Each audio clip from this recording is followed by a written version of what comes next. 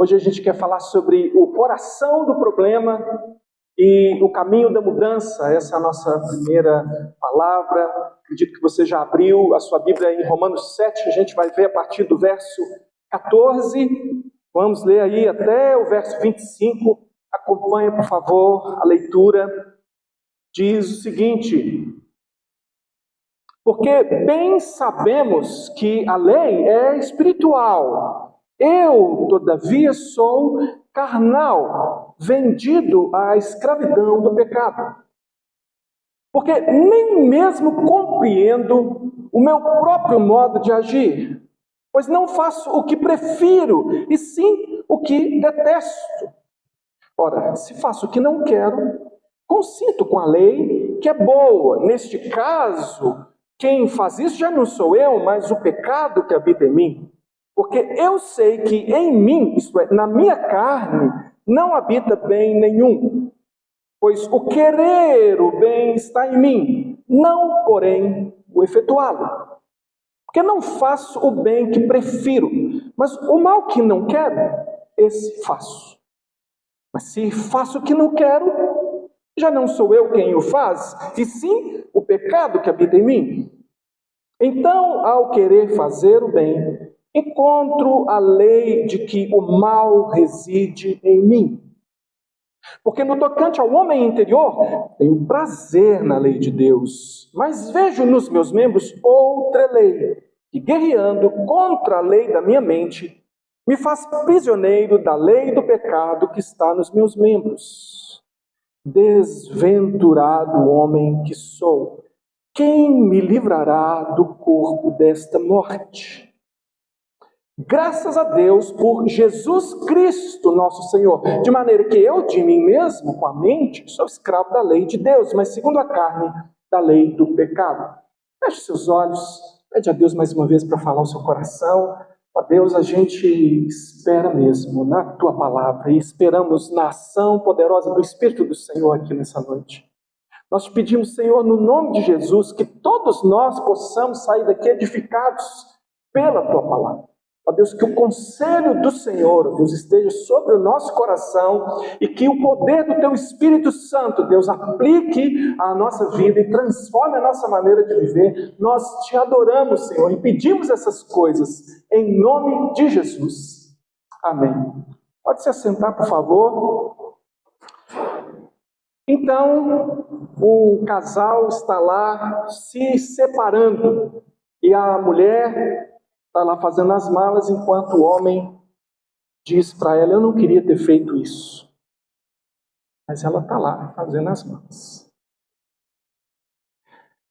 Aí uma jovem está lá sendo internada pela terceira vez numa clínica de reabilitação para dependentes de drogas e de álcool. Terceira vez.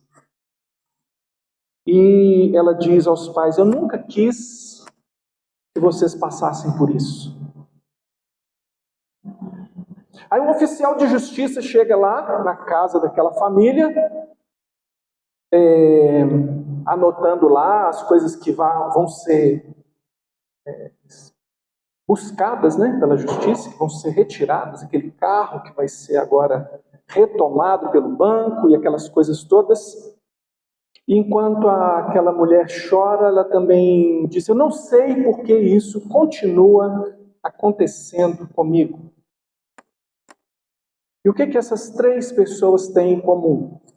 Elas têm em comum, podia dizer muitas coisas, mas eu vou dizer duas coisas que elas têm em comum, que talvez interesse a você saber. A primeira é que essas pessoas são crentes em Jesus Cristo e participam assiduamente dos trabalhos das suas igrejas. A segunda é que todas elas têm um diagnóstico psiquiátrico relacionado a compulsões. E já que eu mencionei isso, né, diagnóstico psiquiátrico, eu sei que a gente confunde muito algumas palavras que são próximas, mas não são a mesma coisa.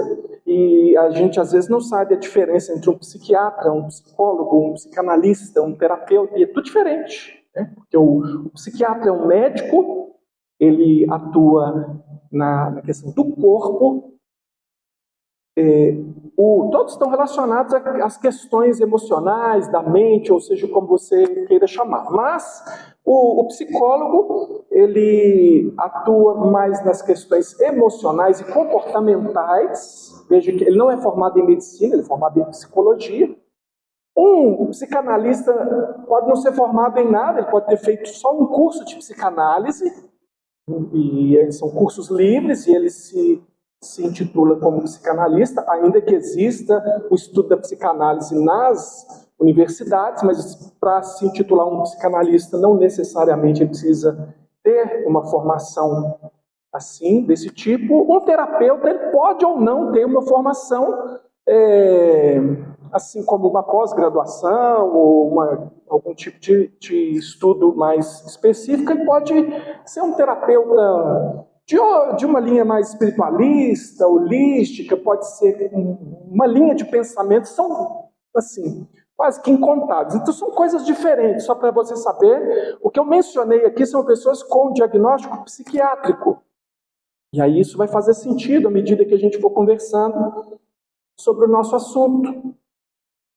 Você sabe que as pessoas tanto se autorrotulam com algumas doenças ou transtornos, alguma coisa. Tem gente que não vai a médico nenhum e diz: eu tenho isso, eu tenho aquilo, eu sou isso, eu sou aquilo.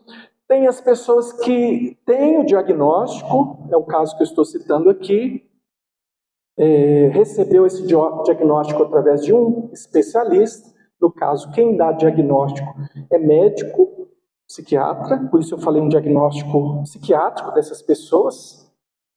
E eu queria que você pensasse aqui, como é que você acha que essas pessoas que eu mencionei para você estão entendendo o que elas estão vivendo naquele momento?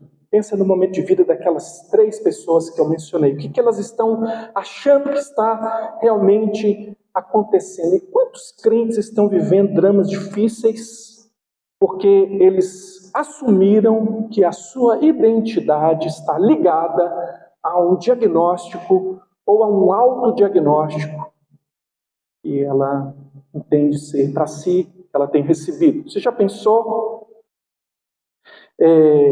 E você sabe, insisto, não existem apenas diagnósticos médicos, nem apenas problemas, vou usar essa palavra, problemas, que são diagnósticos médicos. Você pode ter um diagnóstico médico, por exemplo, alguém pode dizer: eu sou bipolar, isso é um diagnóstico psiquiátrico. Alguém pode dizer: eu sou homossexual, isso não é um diagnóstico psiquiátrico, mas é identitário. Eu sou compulsivo sexual, isso pode ser um diagnóstico psiquiátrico. Mas alguém pode dizer: eu sou irado, isso não é, apesar de haverem diagnósticos relacionados à ira e a certos comportamentos. Eu sou passional, eu sou isso, eu sou aquilo. Veja que eu estou falando sobre identidade, estou falando de pessoas vivendo dramas a respeito de algo difícil, um problema. No mínimo a gente pode dizer assim, é um problema. E qual é o coração desse problema? Como é que essas pessoas lidam com isso? E eu fiz questão de dizer que essas pessoas são crentes porque nós estamos num ambiente evangélico e a gente já tem que logo colocar para fora a ideia de que crente não tem problemas, não adoece, e se estiver doente ou se estiver passando alguma dessas situações, então é porque não é crente de verdade. A gente já começa por aí dizendo que essas situações estão dentro do corpo de Cristo, estão dentro da igreja, e nós vamos aqui, passeando aqui pela palavra, algumas considerações bíblicas, nós vamos entendendo isso. Pensando então em Bíblia, o texto que a gente leu no começo aqui, Romanos capítulo 7, a gente vê ali um homem em conflito. Você se lembra? Desventurado homem que sou. Eu quero fazer o bem, não faço. O que eu quero fazer, não faço. O que eu não quero, eu me vejo fazer. Eu me vejo escravizado por aquilo. E ele está num conflito tremendo. Ele está numa luta que ele sabe o que deve fazer, mas ele não faz. E o que ele sabe que não pode fazer, ele faz.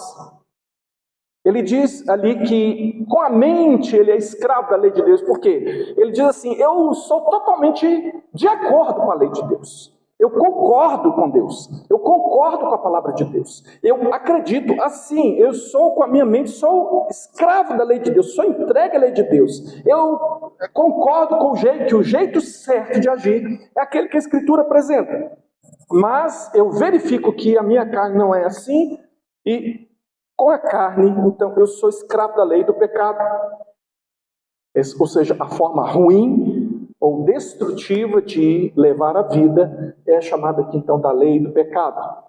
Ele não é uma pessoa entregue. Você percebe que ele está em conflito? Porque ele não é uma pessoa assim, que está satisfeita com o pecado, está tranquilo naquela condição. Ele está em luta. Então fica claro que tem forças atuando ali, tem um conflito acontecendo, e essas forças, no entendimento aqui desse capítulo 7, que no capítulo 7 de Romanos, o homem que está sendo apresentado aqui, que não é necessariamente o apóstolo Paulo, aqui é um homem assim, de uma forma geral, ele está declarando que essas forças são mais poderosas do que ele.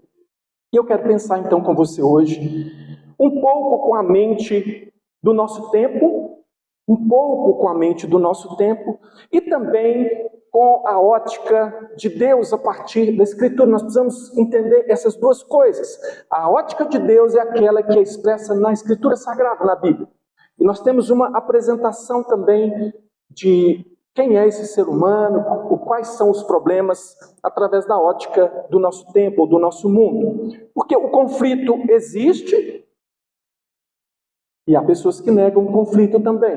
Há pessoas que estão na igreja, tão somente escondendo aquilo que está afligindo e derrotando essa pessoa. Ela só está negando ou assim vivendo uma aparência diferente da realidade. O conflito, no entanto, ele existe, e a dor humana existe, e ainda mais quando você vê um resultado como esses três que eu mencionei para vocês, esses três casos, quando a situação chega a um ponto em que não dá mais para contornar, não dá mais para esconder, e aí a gente vê que o conflito realmente existe, que também as pessoas querem mudança.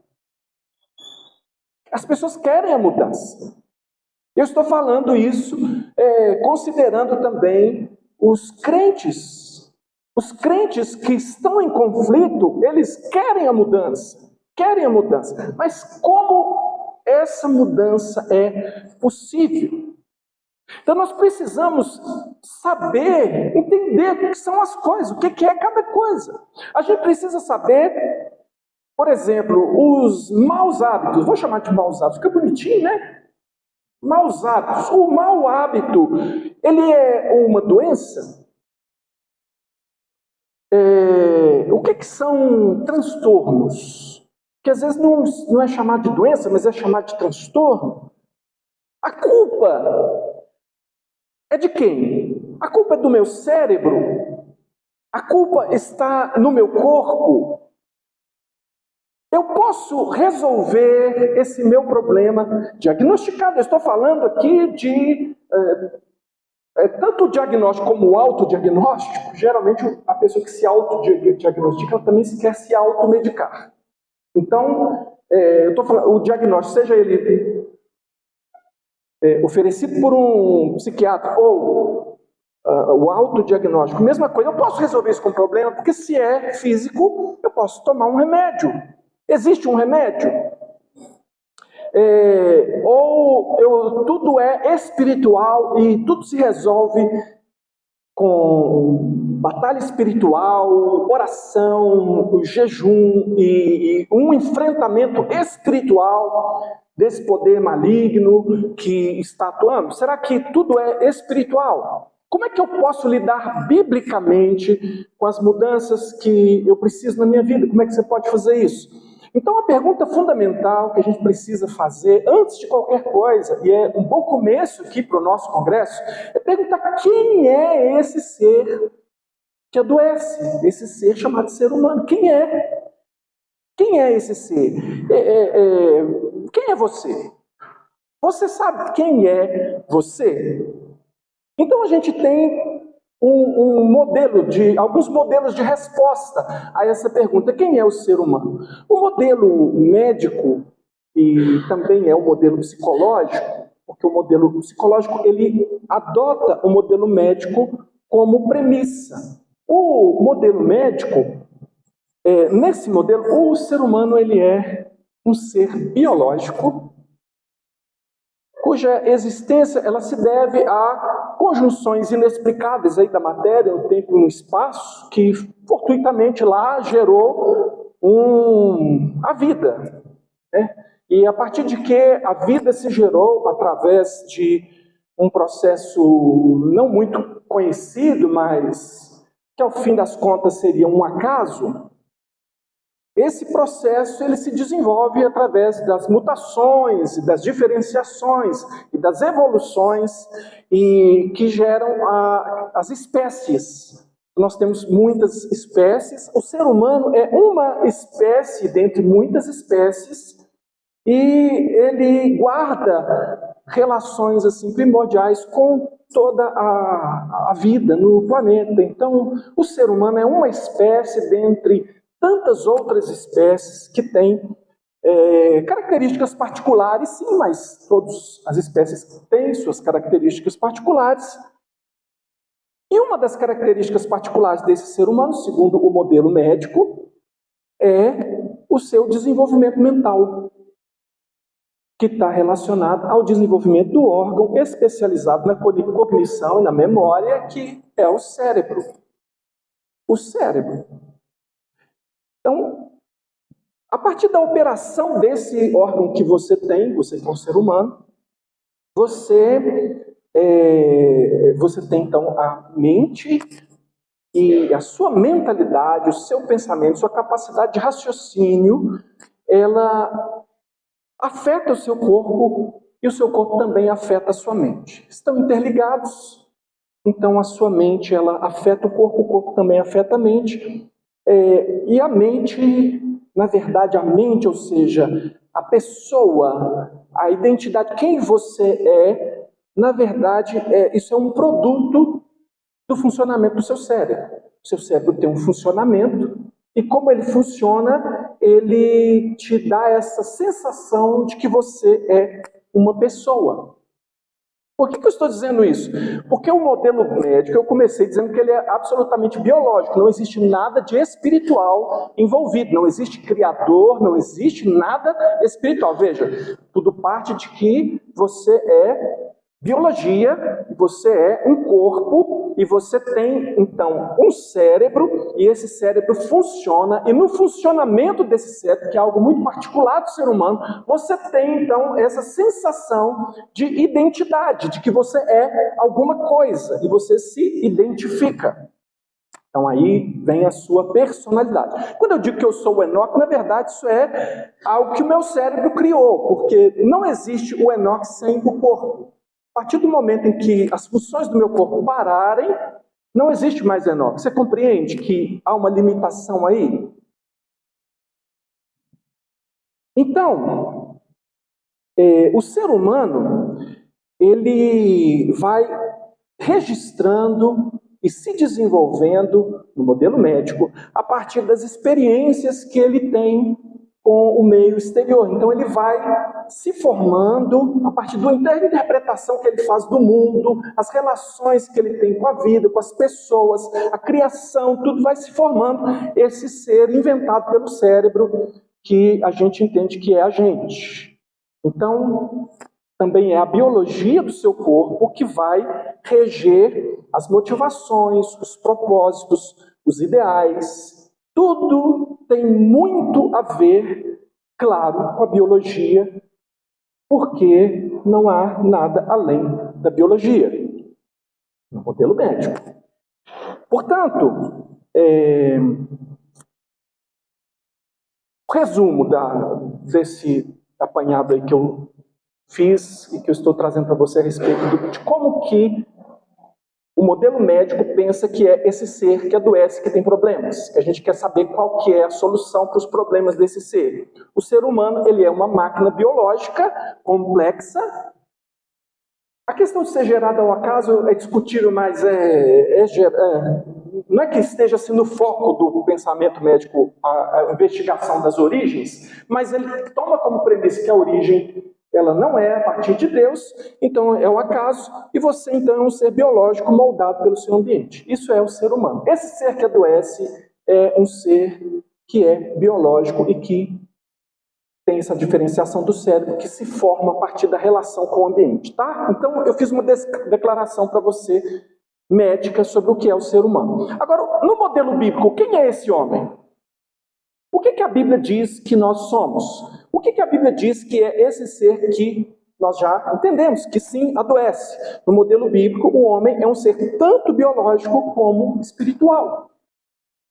A sua identidade, ou seja, a sua personalidade, não é constituída primariamente pela biologia, nem pelas suas relações ou suas experiências, sejam elas boas ou traumáticas. A sua identidade é espiritual e ele foi individualmente planejado. Aí é só a gente pegar o Salmo 139 e ver que ele não é apenas um salmo para a gente combater o aborto, mas ele é um salmo que diz da formação de cada indivíduo pela intencionalidade de Deus, não pelo acaso. Deus gerando cada um de nós individualmente e até mesmo escrevendo cada um dos nossos dias, escritos e determinados antes que esses dias venham a acontecer. Então é uma posição muito diferente sobre quem é esse ser, porque ele é um ser criado intencionalmente pelo Criador. Ele tem uma alma ou espírito. Ele é um ser tanto material quanto espiritual. E é nesse espírito ou alma que reside a sua personalidade, ou seja, existe a sua identidade. Ali é que está a sua identidade. Então a sua identidade não foi proporcionada pelo seu corpo, mas ela é proporcionada pelo Deus que te criou. Essa é a premissa bíblica. Então são dois modelos diferentes. A identidade de uma pessoa, segundo a Bíblia, que a Bíblia chama de coração. Quando a Bíblia quer falar de você e de quem você é, a Bíblia chama isso de coração. Tá? Quando você lê coração na Bíblia, não está falando do músculo que bombeia sangue, nem está falando de emoções ou sentimentos afetivos, mas está falando de mente, está falando de afeições, né, que é aquilo que te agrada, que te atrai, e falando de vontade, que é a sua capacidade de agir em função daquilo que você gosta e como você consegue planejar, alcançar aquilo que você quer. Isso é você. A identidade humana, quem o homem é, está ligado diretamente a Deus. Por quê? Na criação, o homem foi feito imagem e semelhança de Deus. Isso é bem mais interessante do que apenas ter capacidade de raciocinar. Ele é criado à imagem e semelhança do seu Criador. Então, quem o homem é, precisa ser definido primordialmente pela relação que esse homem tem com o seu Criador. Se eu excluo isso, eu estou tendo aqui uma dificuldade.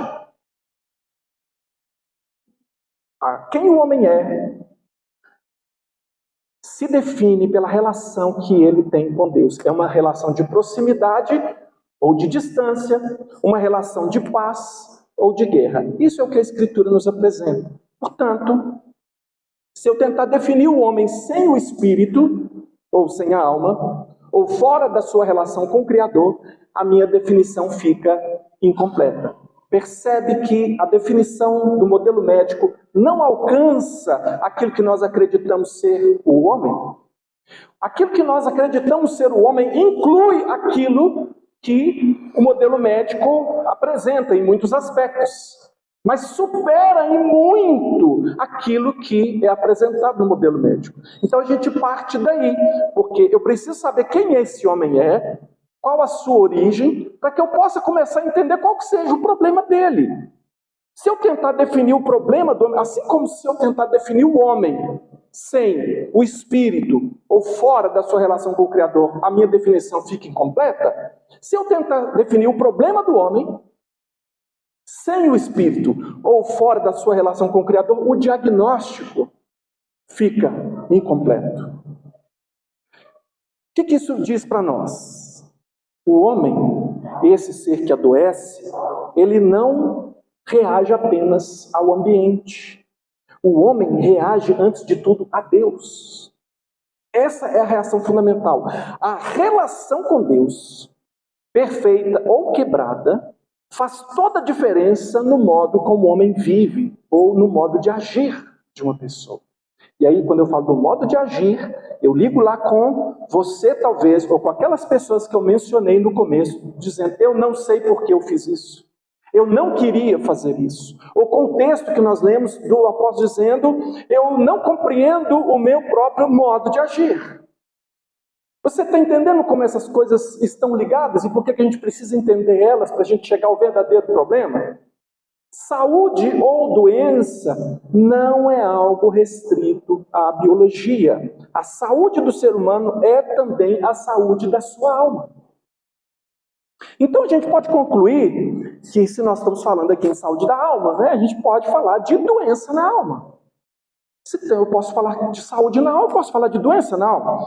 Então a área da psicologia, aí quando eu falo a área da psicologia é porque abrange aqueles outros termos que eu falei com vocês, estão dentro da área, mas coisas específicas, né? Quando você se aproxima, você vê a diferença entre cada uma delas. A área da psicologia que é suporte secular para a área médica, ela se utiliza do modelo médico como uma premissa verdadeira de quem é o ser humano. E a psicologia, eu vou usar essa palavra assim, não é pejorativamente, tá? Mas ela como que sequestrou, né, a categoria bíblica de alma e ressignificou, porque psique é alma, tá? Se você não sabe, a palavra, a etimologia de psicologia é a ciência da alma, né? O estudo da alma. Ela pegou aquele termo que já existia na religião, que já existia, que é alma, e ela ressignificou dentro de um contexto do modelo médico, para ser aquele resultado das interações biológicos, circunstanciais das pessoas que formariam a individualidade. Ela utiliza alma em psicologia, não é a mesma coisa que alma quando a gente lê a Bíblia. Então, assim, a abordagem é diferente. Ela é uma abordagem assim, menor, menos completa do que aquela que nós apresentamos aqui como sendo a abordagem bíblica. A alma em psicologia, ela tem um significado abstrato. Sabe o que é abstrato? É aquilo que você não pode tocar. É aquilo que é intangível. E para nós, como no relato bíblico, a alma, ela é concreta, ela existe concretamente. O que isso significa? No modelo psicológico ou no modelo médico, vamos dizer assim, no modelo médico, quando cessa a vida no corpo, acabou a pessoa. No modelo cristão, no modelo bíblico, você existe independente do corpo. Ainda que o ser humano tenha sido criado para ter corpo, e que a morte seja algo estranho à própria criação, porque não foi o propósito original, mas você não deixa de existir, porque o corpo morreu. Então, a premissa bíblica nos mostra que a alma é mais do que uma existência biológica, ela existe concretamente, e é dela que decorre a personalidade, que é quem você é, essa personalidade que foi criada por Deus. A alma, segundo a Bíblia, é determinante para a vida, ela é determinante para a saúde, e ela é determinante para a própria eternidade do ser. Aí a gente chega naquele texto de Mateus 16, 26. Jesus diz, pois, que aproveitará o homem se ganhar o mundo inteiro e perder a sua alma? Ou que dará o homem em troca da sua alma? Então, no pensamento, se eu fizer uma leitura psicológica desse versículo, eu estou dizendo assim, uma pessoa que não crê em Deus, tá? Porque não estou dizendo que psicólogos não acreditam em Deus. Acreditam? Estou dizendo assim, seguindo o preceito para a psicologia, seja qual linha for, porque todas elas se baseiam no modelo evolucionista e no modelo médico. Uma leitura como essa aqui, Ganhar o mundo inteiro e perder a sua alma seria perder a sua personalidade, perder quem você é de verdade, essa pessoa que você está descobrindo quem é, a partir das suas relações, e que pode ser aquilo que você acha, ou pode ser algo diferente, você pode mudar com o passar do tempo, a sua identidade está em constante mutação. Isso são premissas assim, aceitáveis no modelo psicológico. Agora, quando nós lemos esse texto como cristãos, a gente sabe que aqui está se falando de você. A sua alma está falando de você, da continuidade eterna da sua existência. Então, são duas abordagens diferentes. Então, respondendo assim, objetivamente, as perguntas, né? A pergunta que a gente quer saber. Os maus hábitos. Que maus hábitos? Quais eram os maus hábitos lá? O sujeito está dizendo para a mulher, eu não queria ter feito isso. A moça está dizendo, eu não queria que vocês estivessem passando por isso. A mulher está dizendo, eu não sei por que eu estou sempre passando por isso. Os maus hábitos, eles são doenças. Então, no modelo médico, podem ser e cada vez mais são. Ainda que eu tenha que fazer uma consideração aqui. Porque não se chama na psiquiatria os problemas de doenças, se chamam de transtornos. Esse aqui é o DSM-5, que é como se fosse assim, grosso modo, tipo assim, a Bíblia do que é o registro dos transtornos. Aqui é tipo um catálogo dos transtornos pelos quais as pessoas passam. Está no modelo 5, né? Quer dizer que houve 4 antes desse. Então, cada vez que se lança um novo, se torna mais abrangente, muita coisa que não era considerada transtorno é considerada transtorno. Qual a diferença de doença para transtorno? Na medicina, eu estou falando isso em termos médicos. Na medicina, alguma coisa para ser chamada de doença, é preciso verificar alguma alteração física causadora dos sintomas. É preciso haver alguma agressão às células, de alguma forma. Em algum lugar, preciso identificar, olha, essas células que estão danificadas aqui, elas estão provocando essa reação adoecida. Isso é doença. O que acontece com as questões da mente? É que o problema está lá, mas você não pode identificar a causa por uma alteração física celular em lugar algum. Você não tem um diagnóstico através de exames. Você tem um diagnóstico através de uma consulta, que é a conversa que o psiquiatra tem com a pessoa. Ela pergunta o que ela está sentindo, o que ela está vivendo, o que ela está tendo vontade de fazer, o que ela está pensando. E através daquela interação, ela descobre, olha, as características, porque aqui é um catálogo que vai falar, ó, tem tantas características, se aqui tem 12 características, pelo menos 6 dessas aqui encaixar, a pessoa você pode diagnosticar com tal transtorno. Então, isso é um transtorno. O transtorno mental, no modelo médico, é uma disfunção da atividade cerebral que pode afetar o humor, o comportamento, o raciocínio, a forma de aprendizado, a maneira de se comunicar com o indivíduo. Então, algumas coisas são transtorno, outras coisas são doenças. E no modelo bíblico, o que são os maus hábitos? Eles são descritos como pecado. Não se assusta não, que eu tenho mais a dizer sobre isso, tá? Na prática, vamos colocar aqui, no modelo médico, ansiedade é o quê? É um transtorno. No modelo bíblico, ansiedade é o quê? É um pecado que está associado a uma antecipação do futuro pela ótica do medo, ou seja, da falta de fé. Então, a ansiedade, eu começo a sofrer hoje por algo que pode acontecer amanhã e que eu tenho medo de que vai acontecer, e esse pensamento persistente, ele me faz mal. Eu posso até passar mal fisicamente e aparecer sintomas até físicos, mas que não decorrem do físico. É a mente que vai me causar esses sintomas físicos. Meu corpo vai reagir a isso. Modelo médico, ansiedade, transtorno. Modelo bíblico, ansiedade é um pecado. No modelo médico, existe, por exemplo, o transtorno da compulsão alimentar. No modelo bíblico, é chamado de glutonaria. Pecado relacionado à falta de domínio próprio frente ao prazer da comida em excesso, diz respeito à fuga, à idolatria, à inobservância da mordomia do corpo, entre outras coisas. Então, é importante.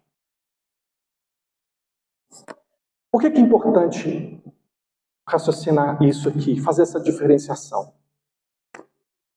Vou falar aqui para o pessoal do som, está dando muito eco aqui. Se tiver alguma forma de diminuir, às vezes diminui no retorno, não sei. O problema, quando eu classifico algo como doença ou como transtorno, que pode acontecer, é que aí desaparece o culpado.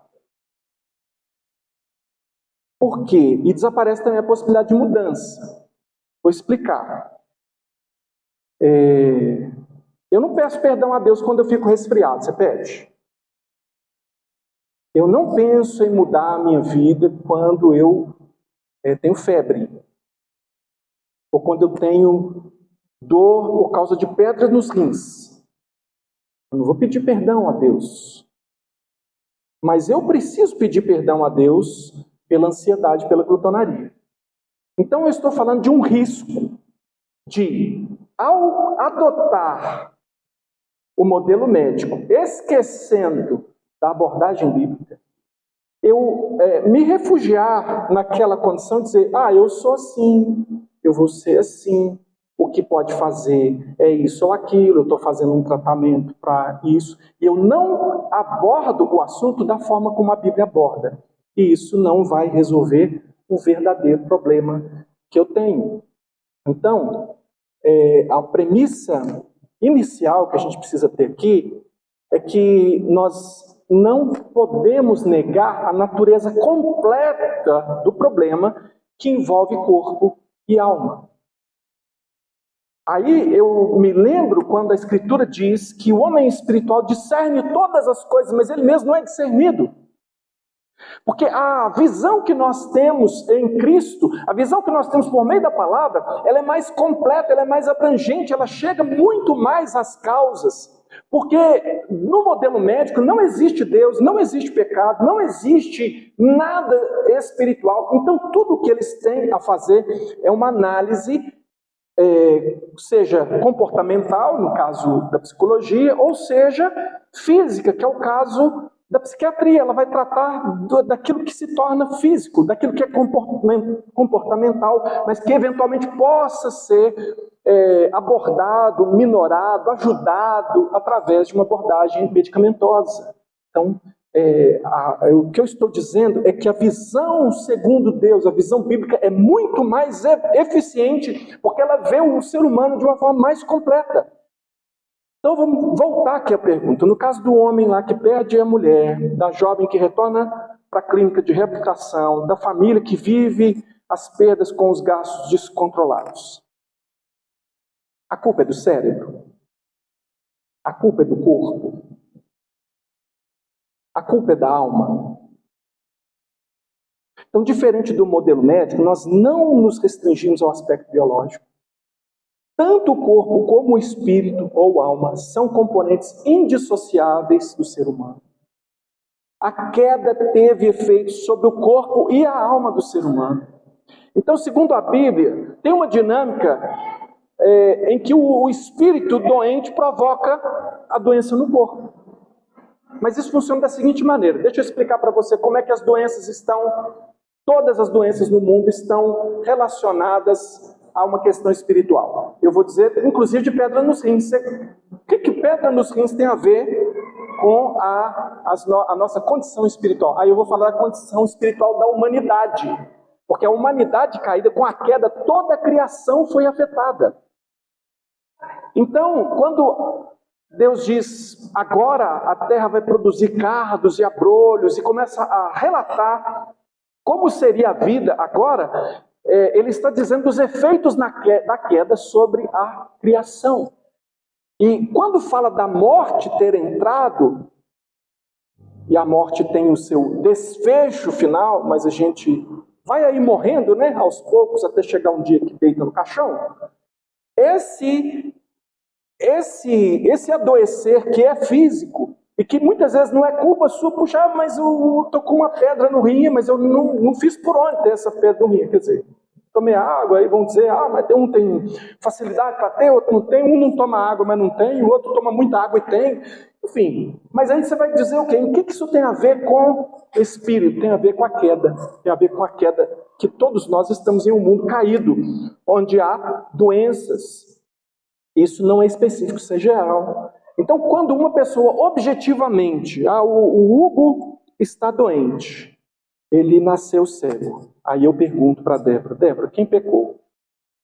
Os pais dele, ele já nasceu pecando para que ele nascesse assim. O que Jesus responderia? Jesus já respondeu essa pergunta. Nem ele, nem os pais, mas para que se manifestasse a glória de Deus. Então você vê que a doença tem a ver com a queda, mas ela não é que eu estou doente, eu tive câncer, então é porque você é pecador mais que os outros. Não é, mas por uma questão geral. Agora,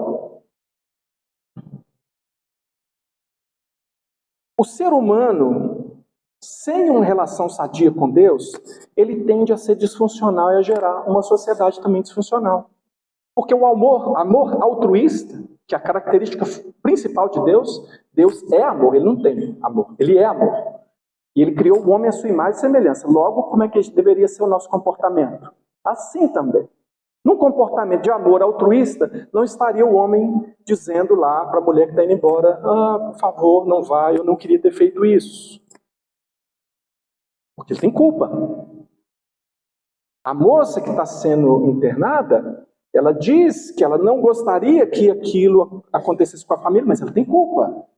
A pessoa que gasta descontroladamente e que até atribui assim a posição, sei lá, dos astros, por que isso sempre me acontece? Parece que acontece só comigo. Não, acontece com todo mundo que tem esse comportamento.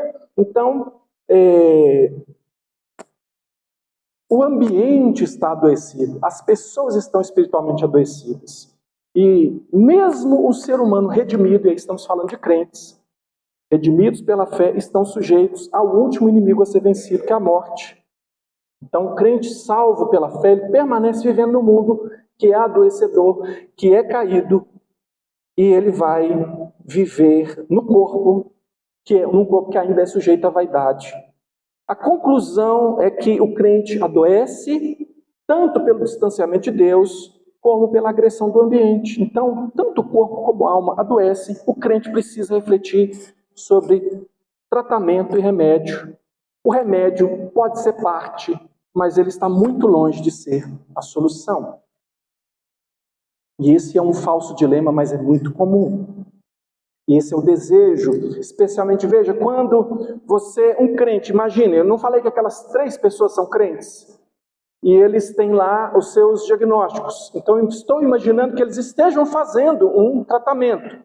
A expectativa de que um comprimido possa me livrar daquele comportamento, isso nem os médicos dizem isso para você, nem o psicólogo diz isso para você, mas na cultura popular, no desejo popular, a gente imagina que assim como toma um remédio para a dor de cabeça e a dor passa, se eu tomar um remédio indicado pelo psiquiatra, ele vai resolver o meu problema. Acontece que não pode ser assim, porque o problema não está somente no corpo.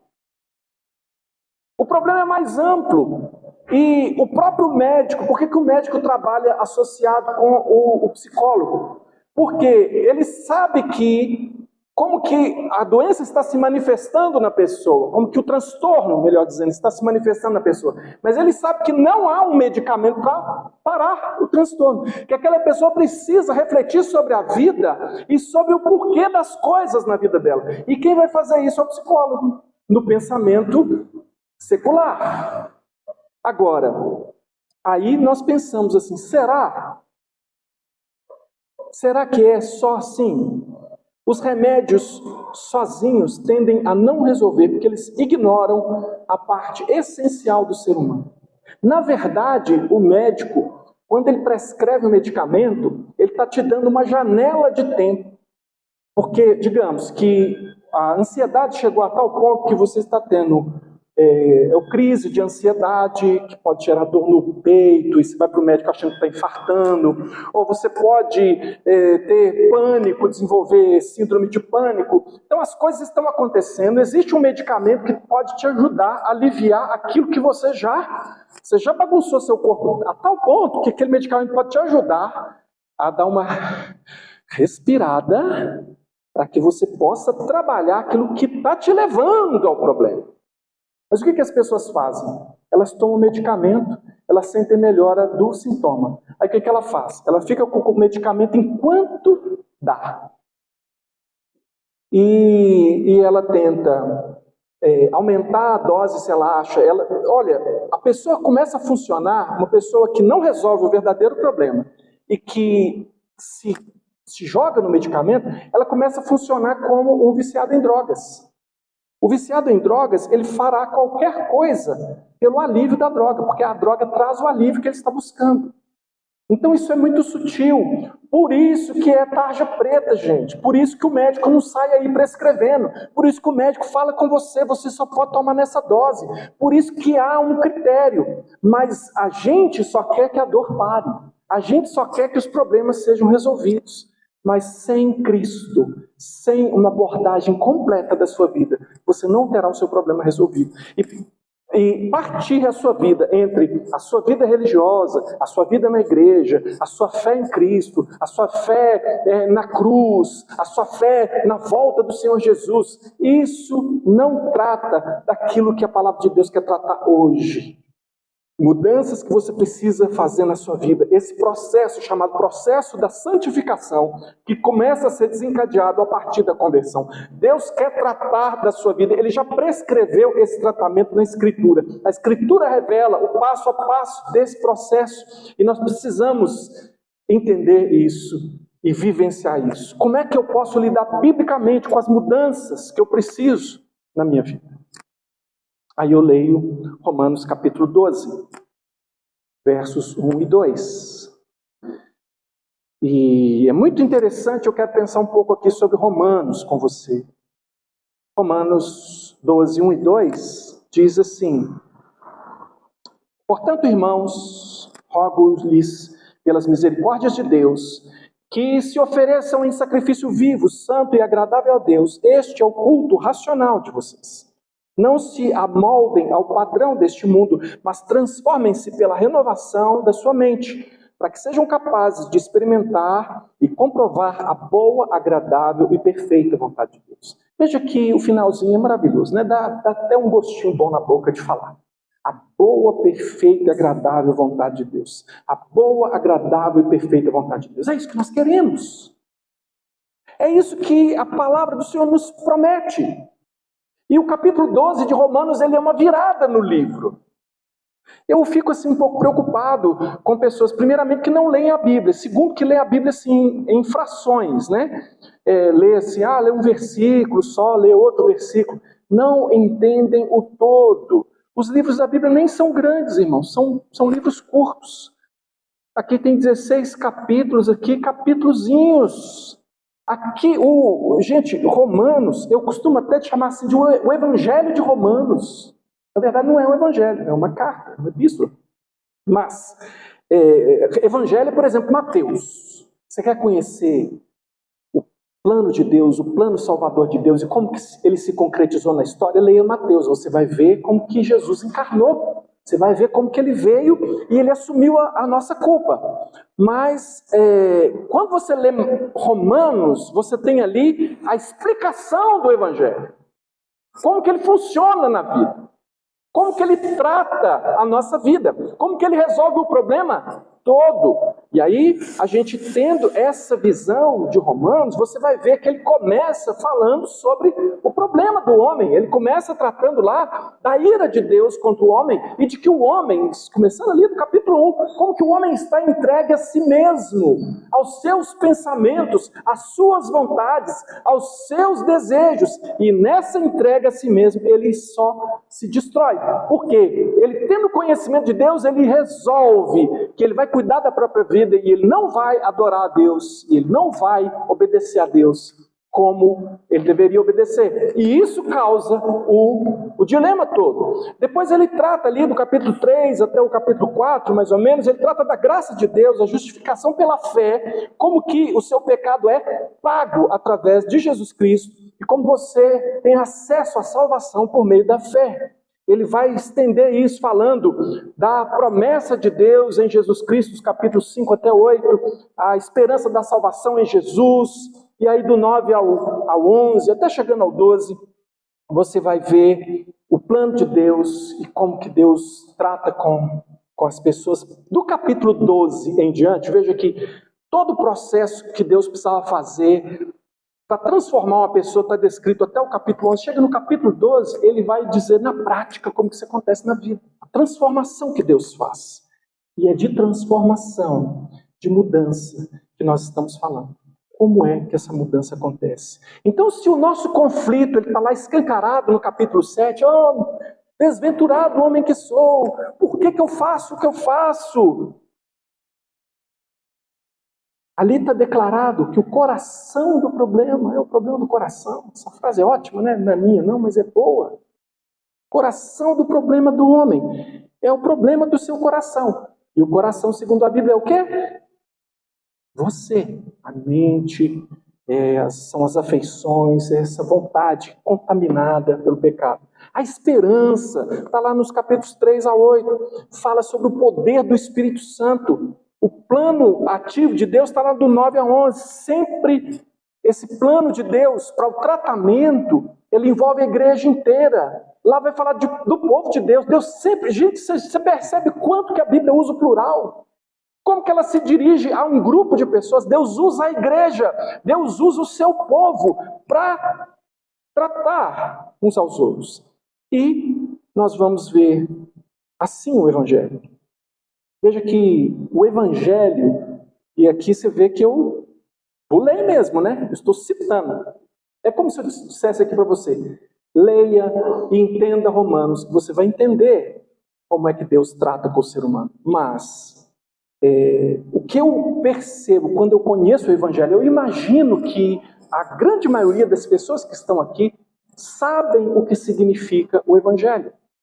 Você sabe o que é o Evangelho do Senhor Jesus. E no Evangelho do Senhor Jesus, que é explicado em Romanos, você vê que Deus atua poderosamente na transformação do indivíduo. E isso é um divisor de águas. É aqui que você precisa perceber que é muito maior aquilo que Deus faz do que aquilo que você poderia conseguir por qualquer outra via. Veja aqui o que a gente pode concluir dessa ação de Deus. De onde vêm os meus problemas? De onde vêm os meus defeitos de caráter? Vêm dos meus cromossomos. Olha, nós não negamos que a genética pode influenciar uma condição genética, uma condição física, que provoca dor, que provoca sofrimento, que provoca alguma desestabilização do pensamento, da cognição. Todas essas coisas, elas existem. Elas podem influenciar, mas elas podem até gerar uma predisposição a algum tipo de pecado. Mas genética nunca, jamais justifica pecados. Deus nunca justificou o pecado de quem quer que seja, dando a ele uma licença por causa da sua genética, por causa da sua condição física, por causa da sua condição mental. Não é assim que a Bíblia apresenta. Os problemas físicos não produzem o caráter, mas revelam muitas vezes. Eu tive aula com um médico lá no mestrado, e eu sempre repito isso aqui na igreja, porque é muito marcante para mim o que ele disse. Ele disse: você quer conhecer o caráter de uma pessoa, dê a ela uma doença. E tanto a gente tem um aspecto assim positivo, maravilhoso, quanto aquele aspecto terrível. Tem gente que, se gripar, vira um bicho dentro de casa. É gripado. Com dor de barriga, ele chuta o cachorro. E o que é? Não, é porque eu estou com dor de barriga. Não, você é um pecador.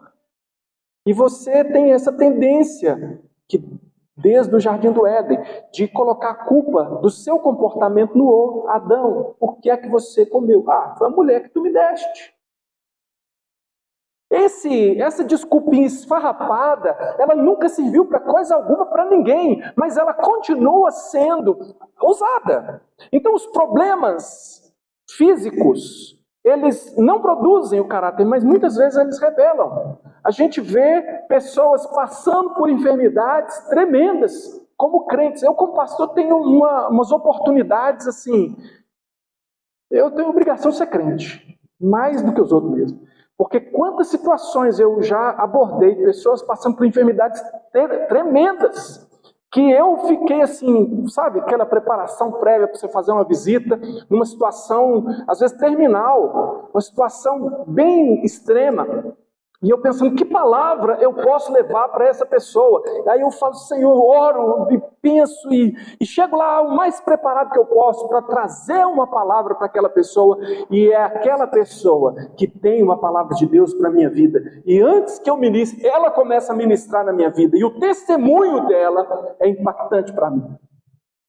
Eu penso, pode ser que eu encontre lá um irmão ou uma irmã que, devido ao sofrimento que está passando, não esteja conseguindo reagir bem e talvez possa estar pecando contra o Senhor. Eu preciso lá levar um alento, uma força da palavra de Deus. Eu preciso talvez corrigir algum pensamento, alguma palavra que ela esteja falando, ajudá-la a não pecar contra o Senhor, colocando as desculpas em cima da doença, mas não é isso que eu encontro muitas vezes. Então eu tenho esses dois aspectos e nós precisamos prestar atenção nele.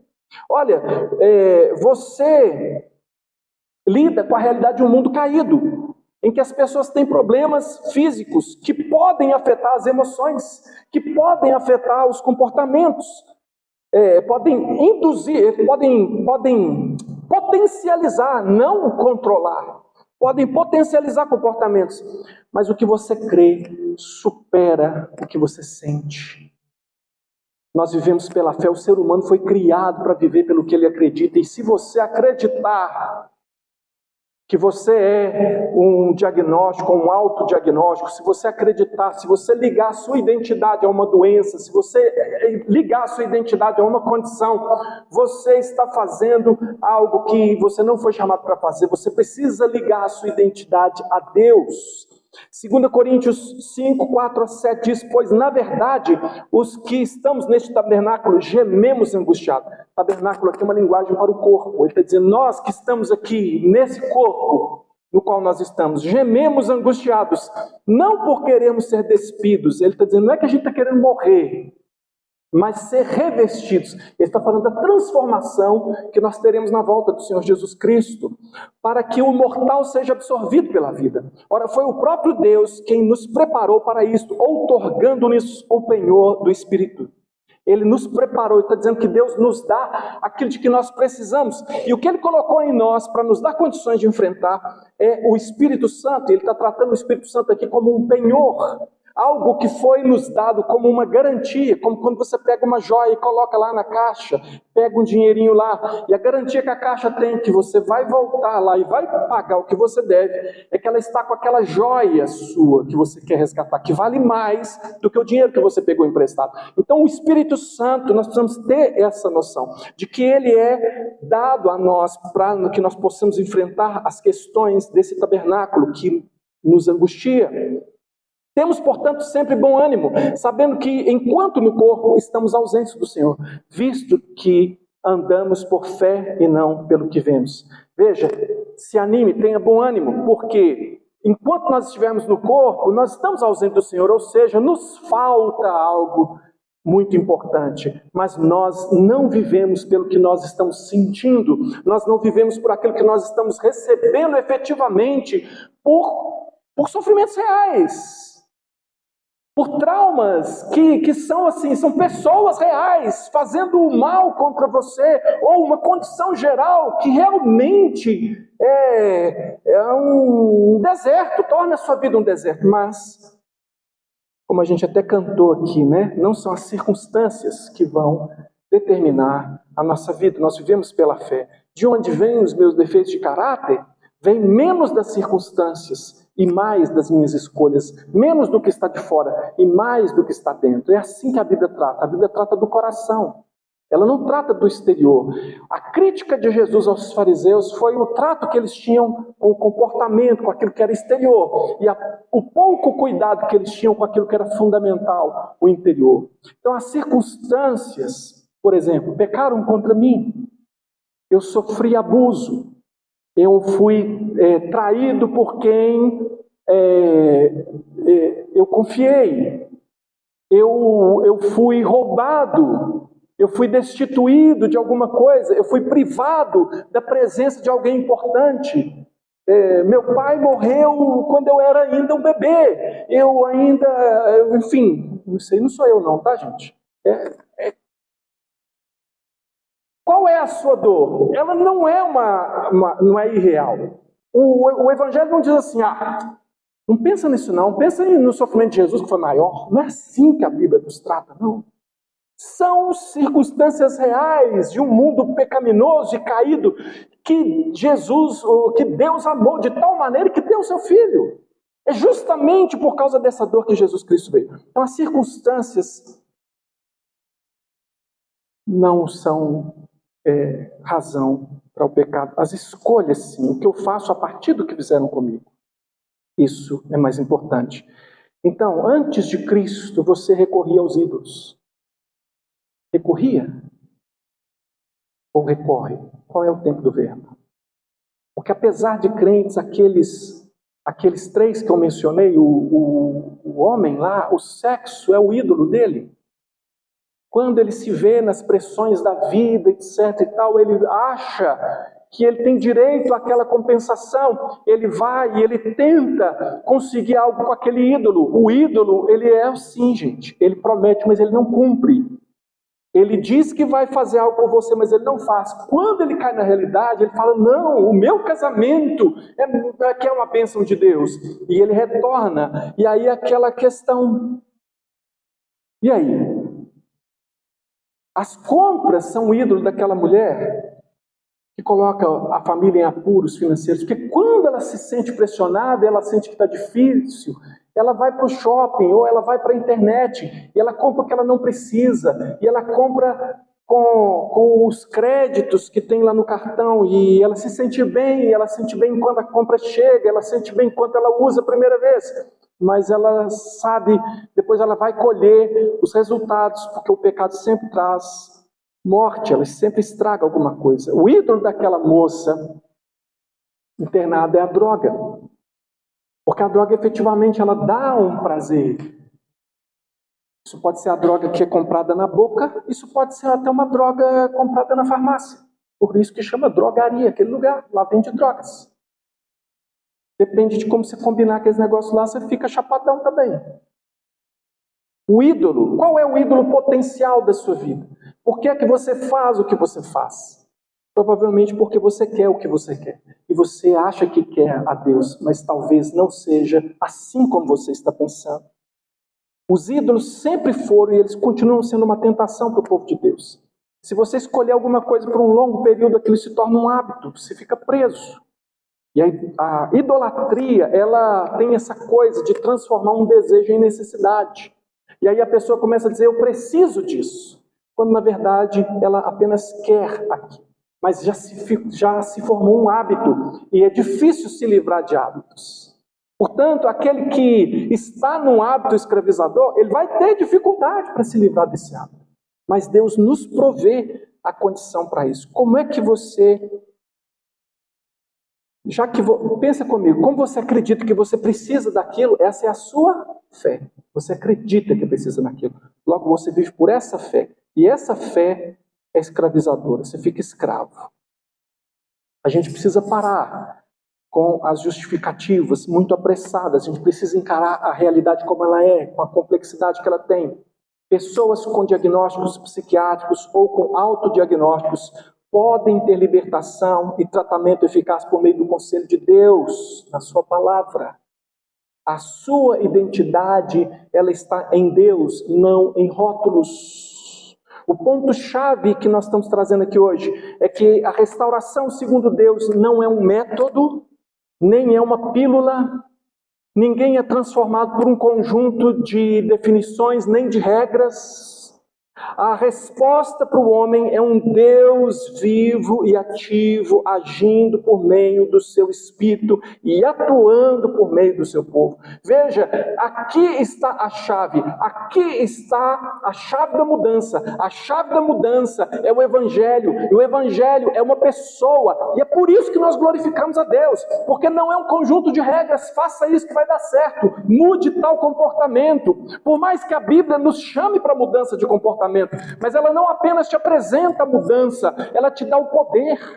Esse é o poder do Espírito Santo na nossa vida. É para isso que nós precisamos do poder do Espírito Santo.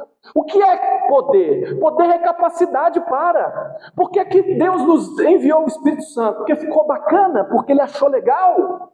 Não, é porque nós precisamos de algo que nós não temos em nós mesmos. É por isso que Ele fez de nós a habitação do Espírito. É por isso que, habitados pelo Espírito Santo, nós temos o poder para realizar a vontade de Deus. E a vontade de Deus é boa, perfeita e agradável. A vontade de Deus constrói, não destrói. A vontade de Deus liberta. A vontade de Deus traz a vida que Jesus Cristo disse que nós podemos viver, porque Ele não estava fazendo fake news quando Ele disse: eu vim para que tenham vida e vida com abundância. Ora, eu sou um crente em Jesus, estou vivendo essas coisas ou alguma outra coisa que é escravizadora. E aí onde é que fica o Evangelho? O Evangelho está aí.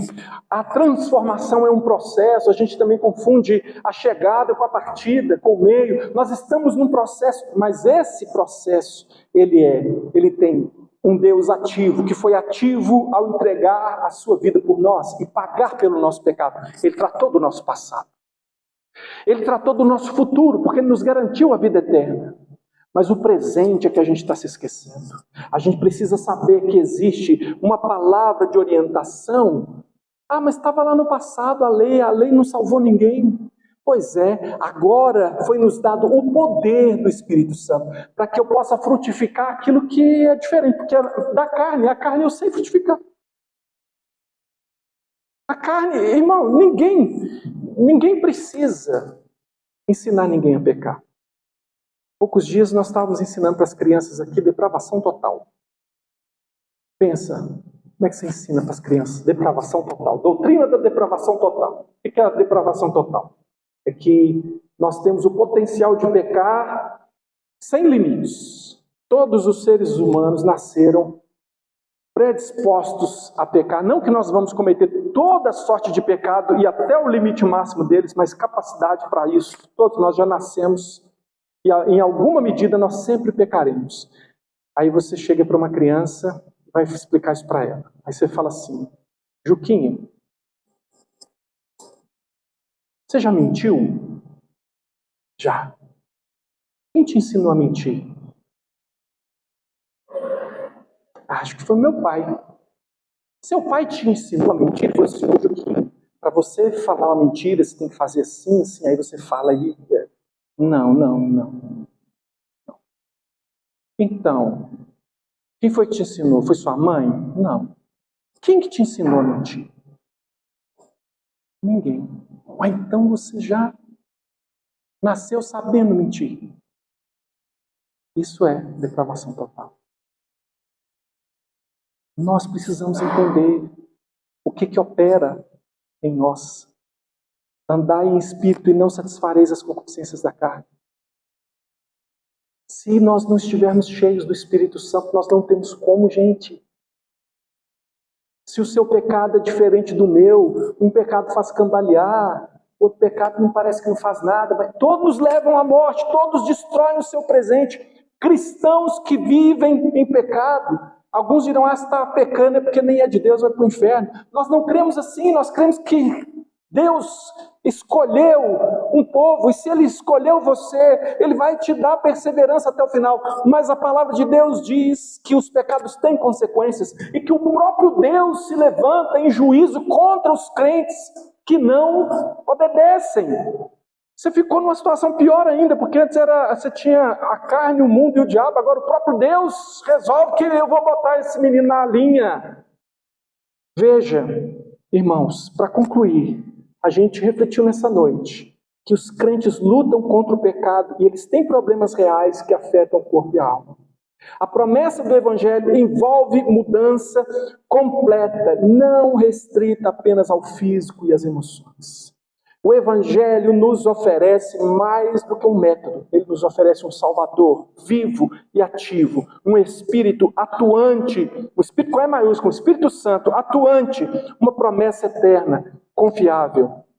Nós precisamos rejeitar a autocomiseração, que é a pena de si mesmo, a autoindulgência, que é dar desculpas para o pecado. Nós precisamos identificar os ídolos no nosso coração, nós precisamos submeter as nossas vontades a Deus.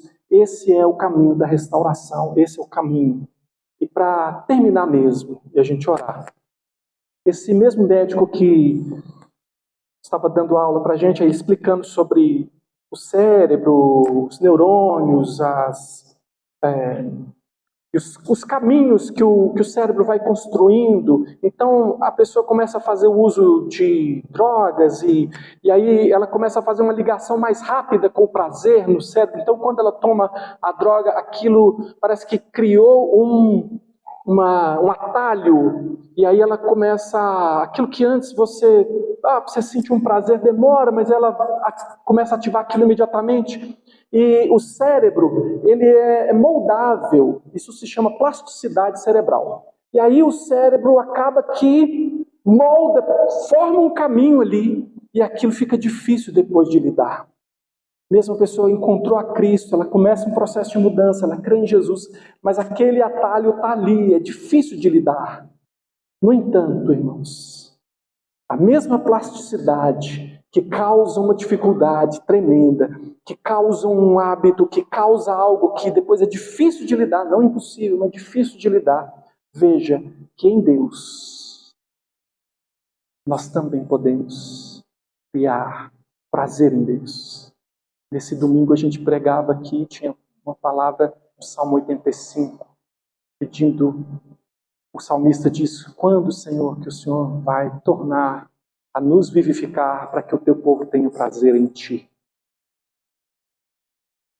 Precisamos ter prazer em Deus, precisamos buscar e encontrar essa alegria plena que é viver na presença do Senhor, cheio do Espírito Santo. Eu queria orar com você a esse respeito. Feche seus olhos.